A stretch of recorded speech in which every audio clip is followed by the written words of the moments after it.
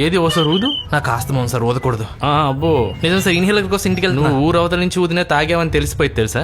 నేను తాగాను sir. Responsible గా ర్యాపిడో మీద వెళ్ళిపోదాం అనుకుంటే మా ఫ్రెండ్ లిఫ్ట్ కావాలంటే వాడి కోసం వచ్చింది. ఇందాక ఇన్హేలర్ ఎమర్జెన్సీ అన్నావు, అదెవరి కోసం మరి? అది మీకోసం నా సార్. కోసం? నువ్వు అనవసరంగా ఆస్తమా అది ఇది అని అబద్ధాలు ఆడుతున్నావు, నీకు అర్థమవుతుందా? అర్థం అవుతుంది సార్. తాగినోడు నిజాలు చెప్పాలి, అబద్ధాలు ఆడకూడదు, తెలుసు కదా. చిన్నప్పుడు ఆస్తమా ఉండే సార్. నువ్వేనా నీ ఫ్రెండ్ లిఫ్ట్ అడిగింది? నేనే. అటు తాగున్నాడు తెలుసా? ఎక్కాక తెలిసింది సార్. నాకు అవసరం ఉండి అయిపోయాను. అంత అర్జెంట్ అవసరం ఏమొచ్చింది నీకు? నాకు ఆస్తమా ఉంది సార్. ఇన్హేలర్ కోసం ఇంటికి వెళ్తున్నాను సార్. అది ఏంటిది?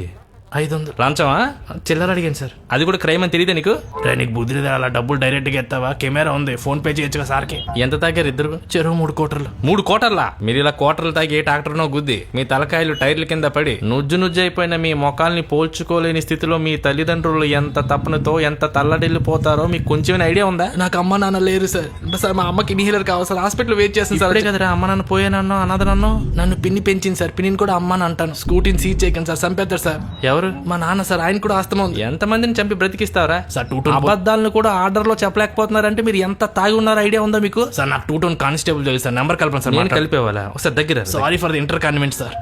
ఏంటమ్మా ఏమన్నా ఇంటర్ కాన్వెంట్? అది ఇన్కన్వీనియన్స్ రా. ఏ కాలేజ్ ఇది? BSc BiPC. ఏంటది? నాకు ఆస్తమా ఉంది సార్.